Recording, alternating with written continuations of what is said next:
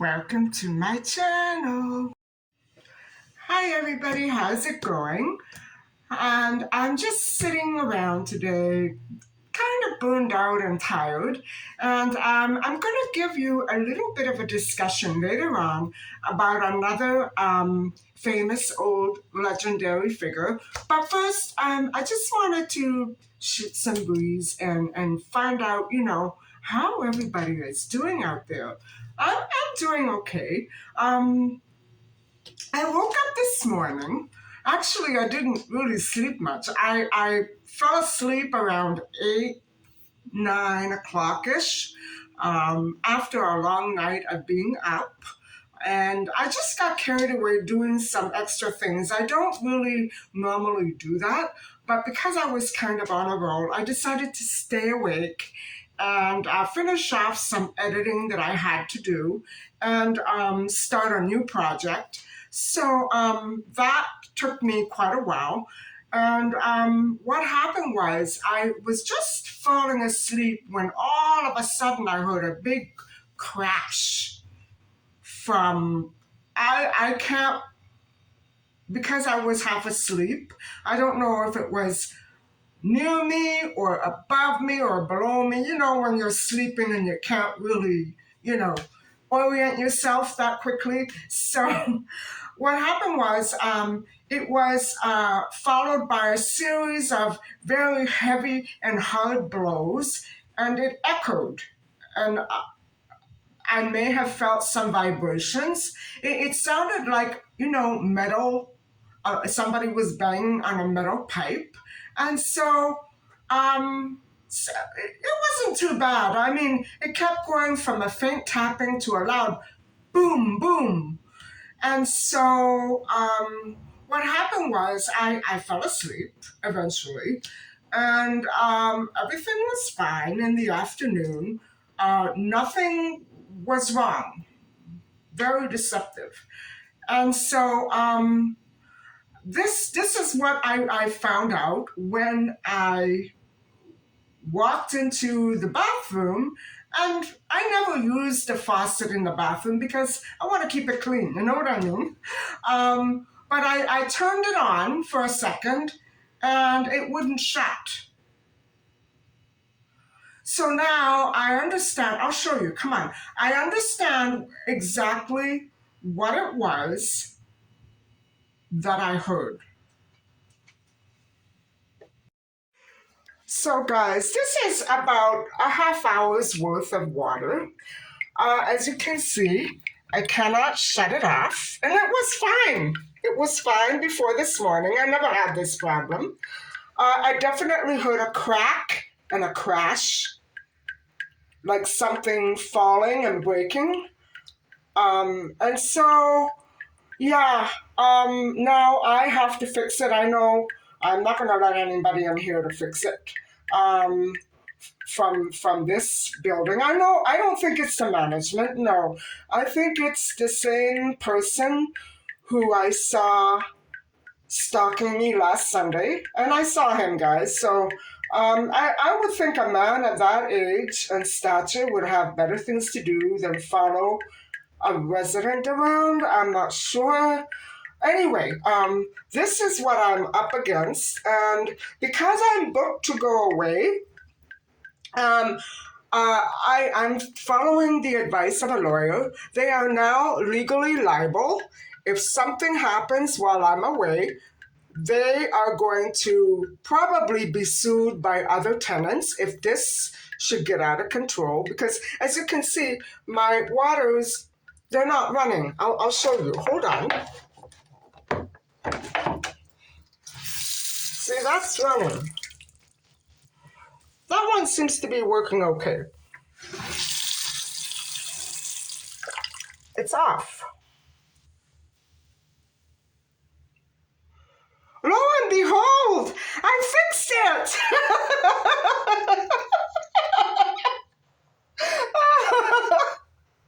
This is so funny. I've been trying for an hour to get that water to shut off, and it wouldn't. I don't know what I God. I guess I should delete this part, shouldn't I? But no, I think it's funny, so I'm probably going to keep it in. Thank you, whoever heard me and maybe is helping me. Thank you very much.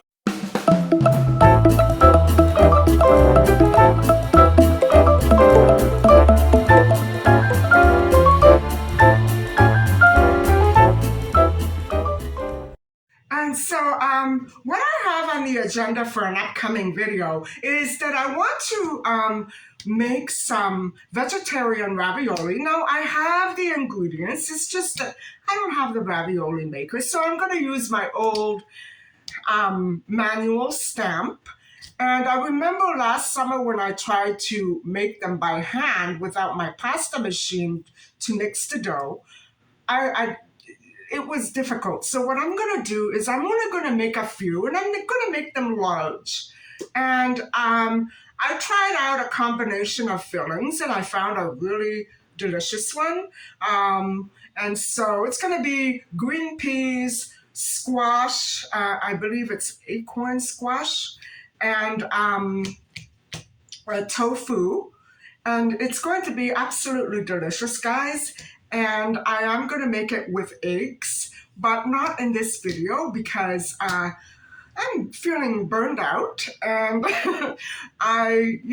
given the stress that I have to deal with around here sometimes, it's ridiculous what I have to go through in order for things to go right. You know what I'm saying? And so, I don't know if that was a fluke, what I just showed you, but I am so fed up with this. And so, in case I delete this clip, I'm going to make sure that it all runs in logical order. I may delete the entire clip.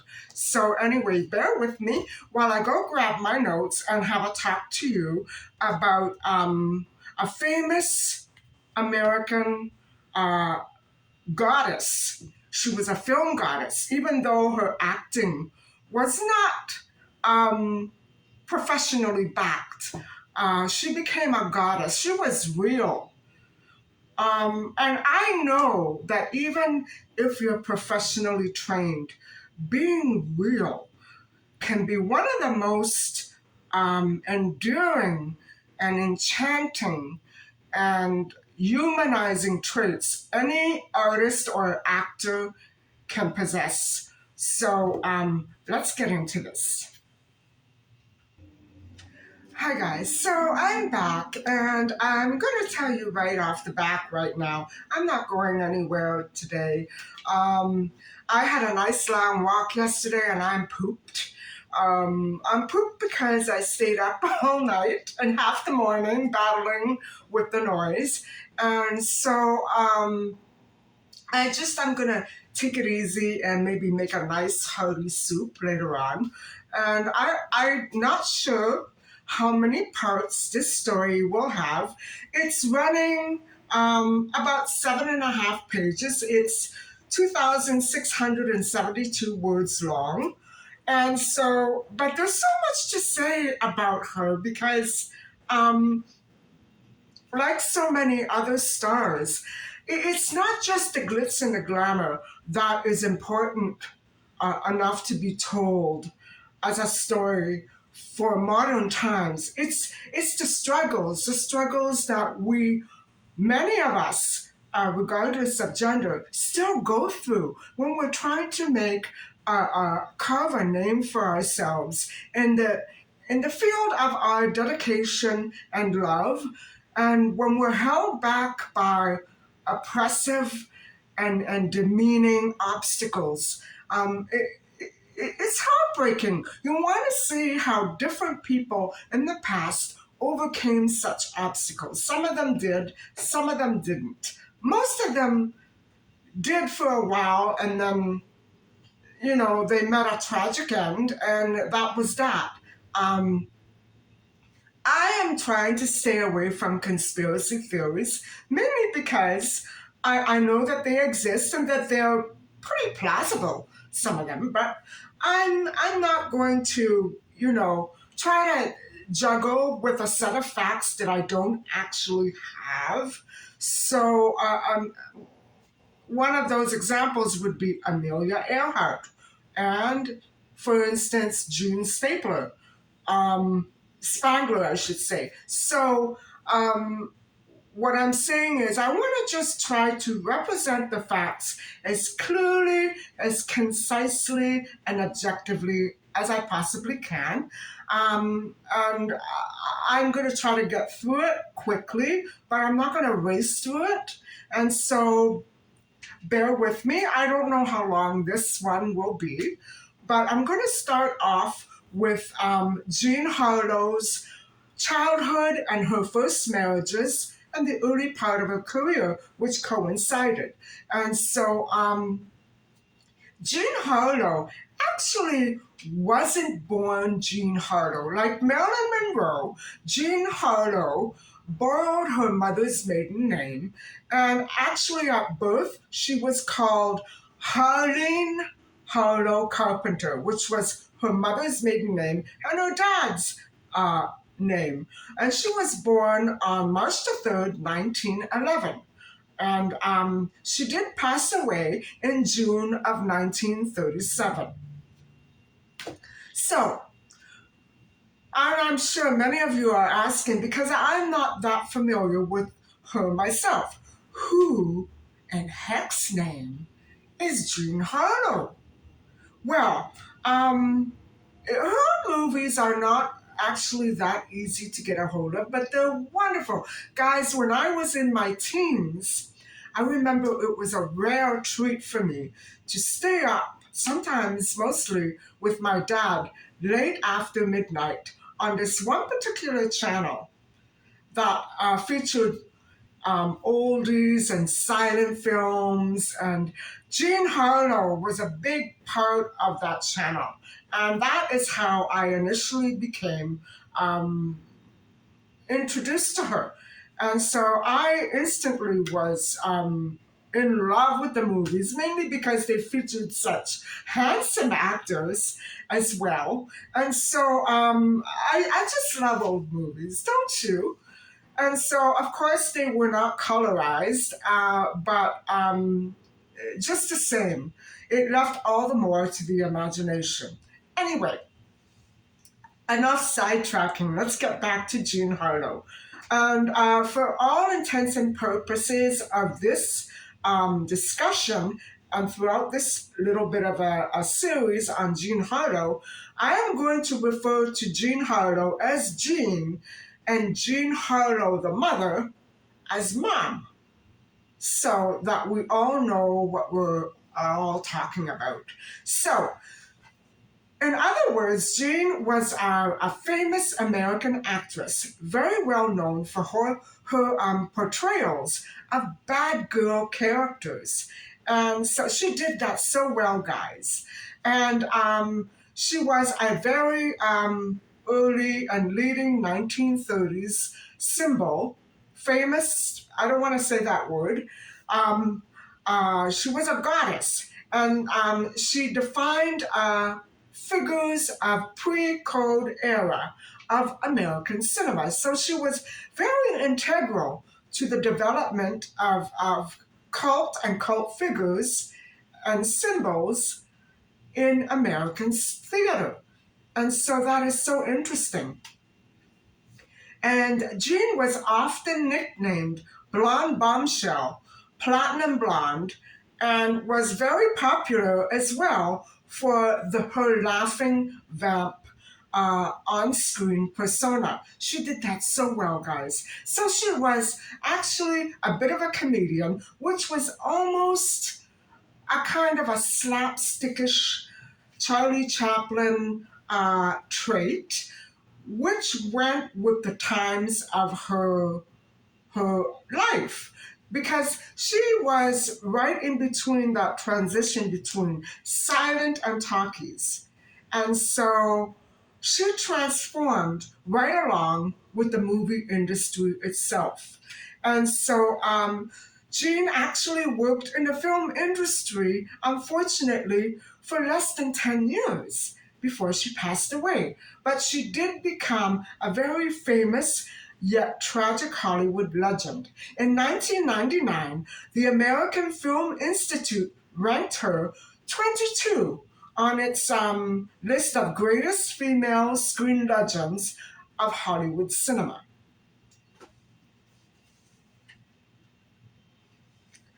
And so, a bit more on her early life. Jean Harlow was born as, Harleen Harlow. Her name was Harleen Harlow Carpenter and not Poe. In a house that was located on Olive Street. I'm not going to give you the exact address, but I would love to look it up and maybe include it in the little clip that I will show at the end of this vlog. Olive Street in Kansas City, Missouri. And so her dad, Montclair Carpenter, who was born in the 1800s, was the son of Abraham L. Carpenter and Diana Carpenter. And he went to dental school and became a dentist in Kansas City. So he was from a very solid and sturdy working class background with very good ties. However, um, uh, Jean's mom, um, uh, I think we're talking about Montclair's wife, was called actually Jean Poe Carpenter because of her mother's maiden name. Okay, so that's where that story comes in a little later. And so it's very arguable that she actually was related to Edgar Allan Poe, but I'm going to leave it at that. We'll get into that a little bit later. And so, as, Jean's mother was the daughter of a wealthy real estate broker called Skip Harlow, and her grandmother was Ella Harlow. In 1908, Jean's grandfather, Skip, arranged for his mom's marriage to Montclair Carpenter. And guys, this is so sad because even though it does infer that the family wanted to make good for their daughters and their offspring and make sure that they were seen safely married, it was done basically for economical security and not for happiness or love. And so that is a very modern tradition, fairly new in terms of world history. So, okay, those were hard times and they would become more difficult with the crash of the stock market in 29. So, however, Jean Harlow's mom, suffered in a loveless marriage. Maybe she did love Montclair, I don't know, but she was underage. It was, you know, I don't want to go there. She was underage, and eventually she grew resentful and unhappy in marriage, and logically so. I don't question that. And so the Carpenters remained together. That would be Jean's mom and Montclair. They remained together in a Kansas City house for a number of years that was owned by mom's dad, Skip. And so little Jean Harlow was known as Baby, a nickname that was also used by other actresses in movies. A cute nickname to which she grew accustomed to and endured throughout life. And it was not until when she was 5, that she really learned her true and real name, which was Harleen, when the teaching staff at Barslow finishing school used it. And so that must have been a bit traumatizing, right? How would you like to be called by a name that you never knew you had? Okay, she was only 5. So little Jean was close to mom in childhood.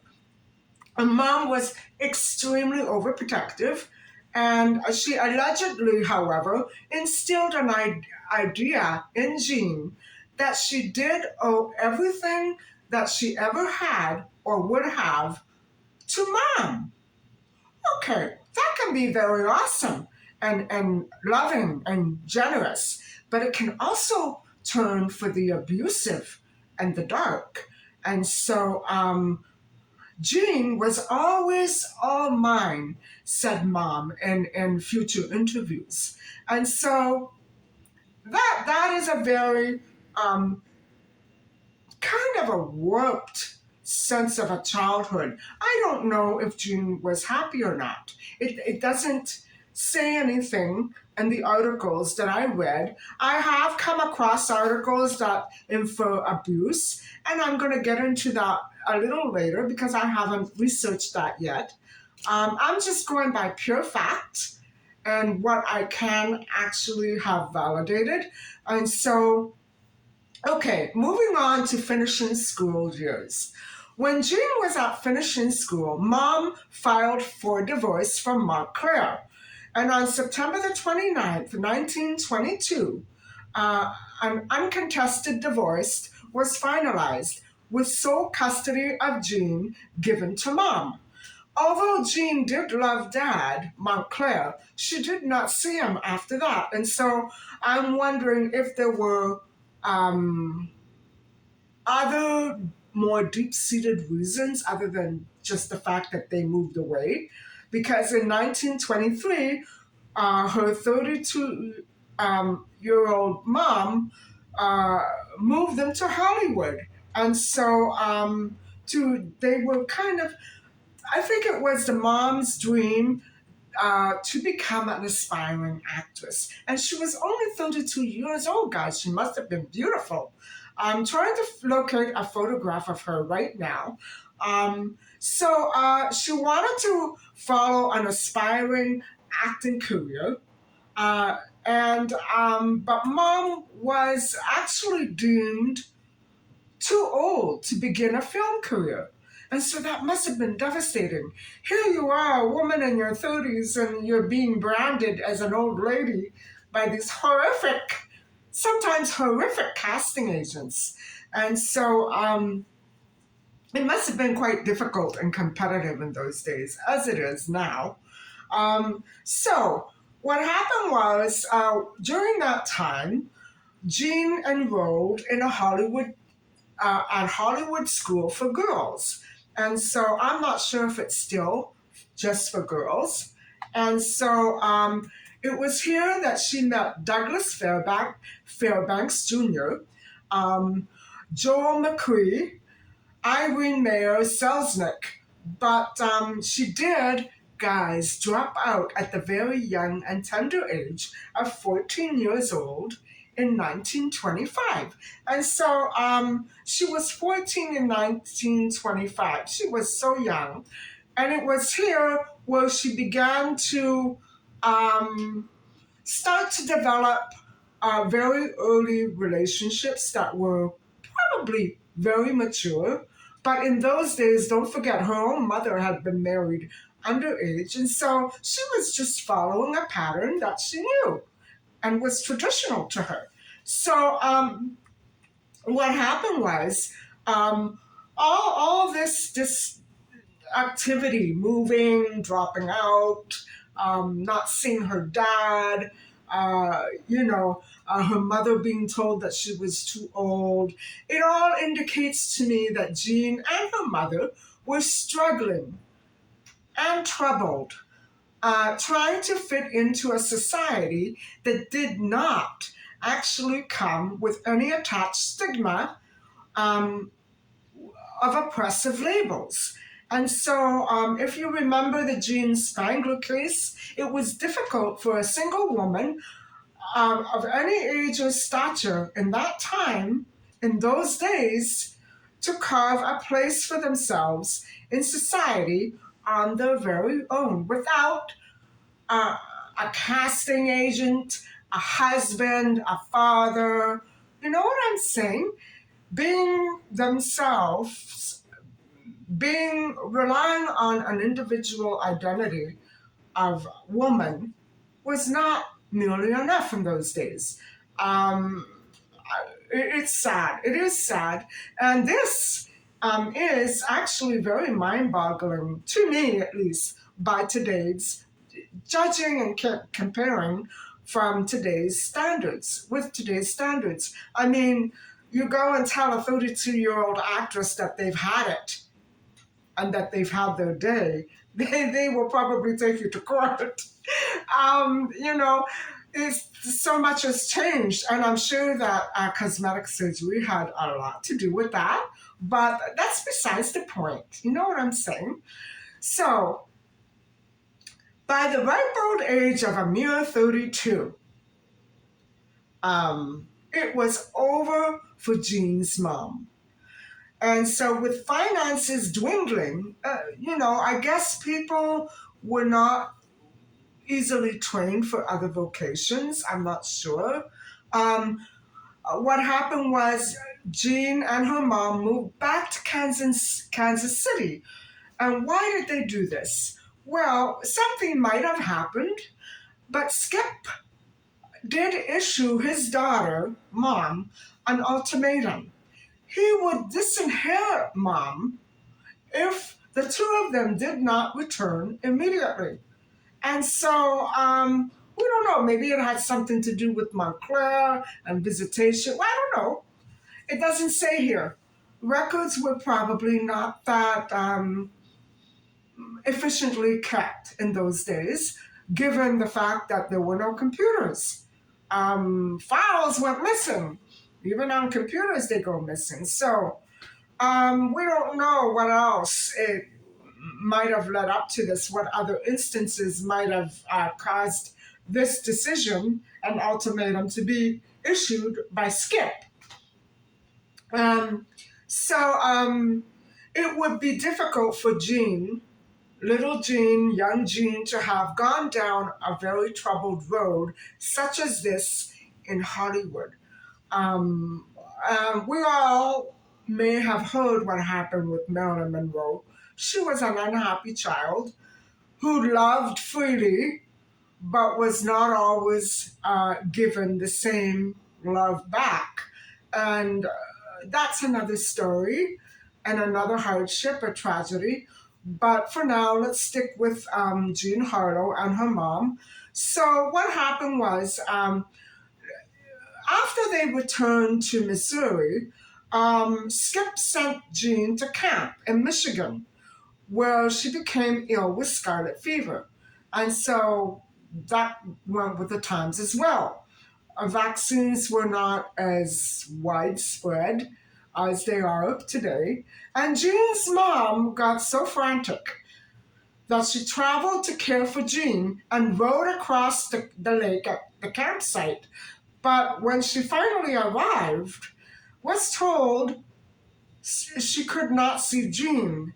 And so something was very wrong, guys. I don't know if it had something to do with Skip or Montclair, or maybe something happened to Jean and nobody knew what it was about. I don't know. Maybe they found bruises on her. She was still a child, so it would have been serious.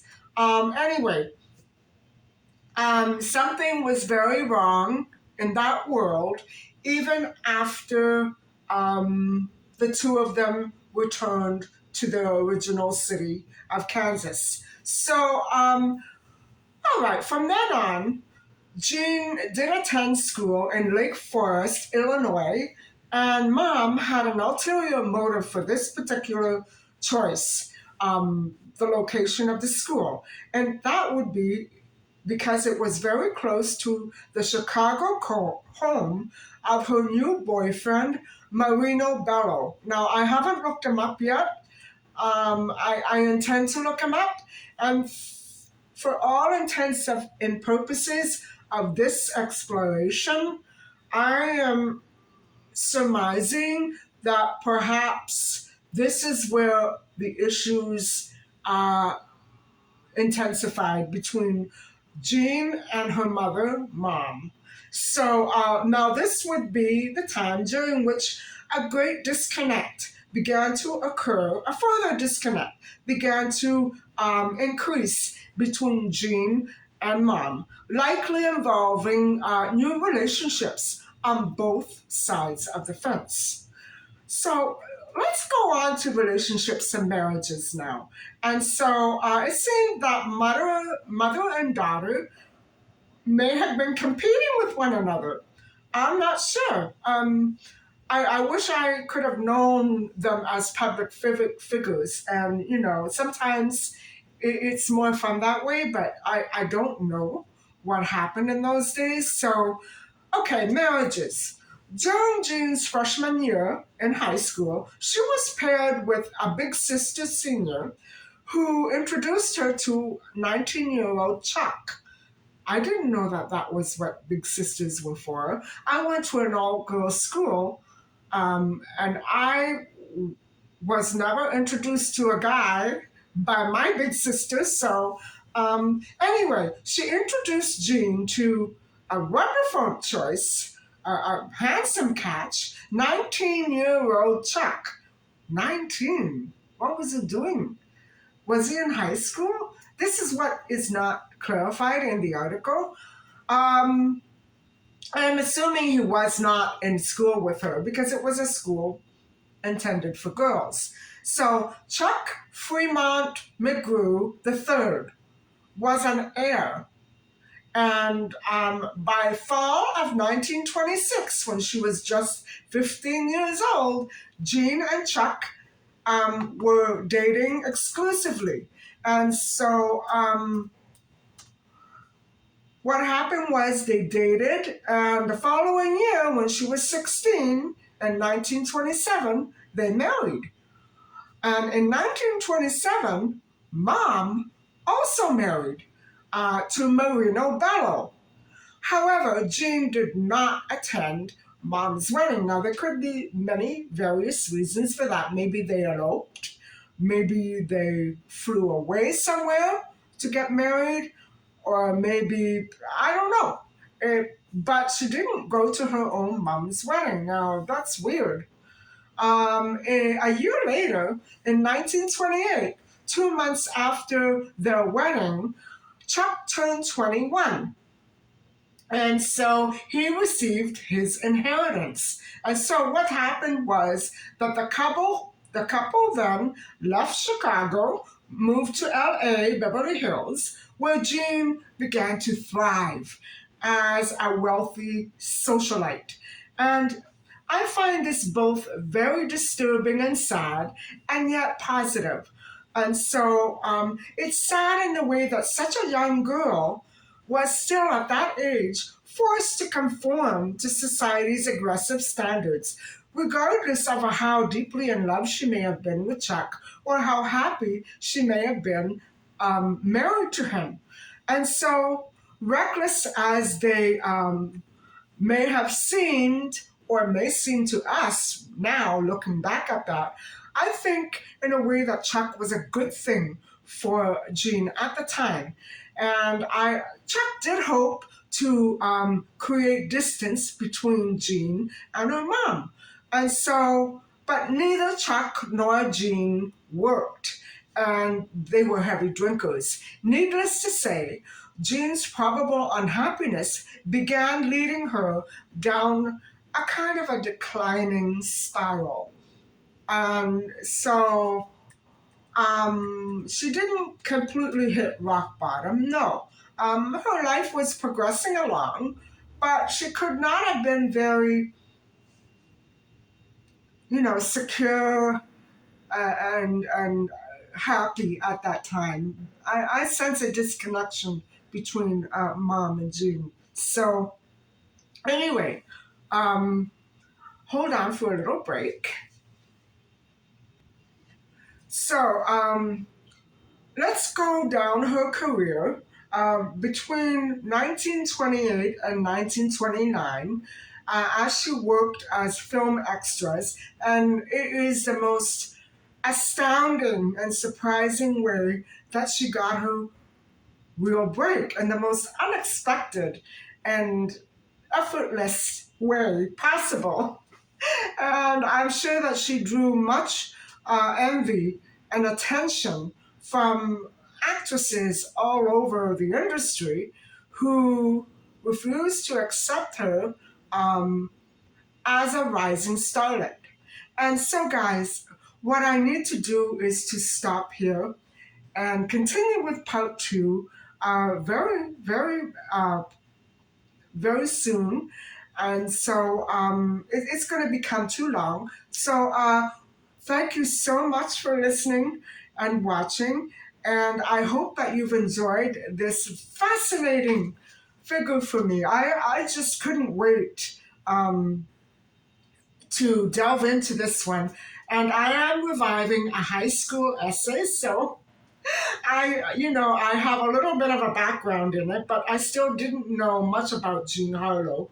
And I'm hoping that this will show me a little bit more about her life that I wasn't aware of before. So thank you very much for watching. And please don't forget to like and subscribe. Bye for now.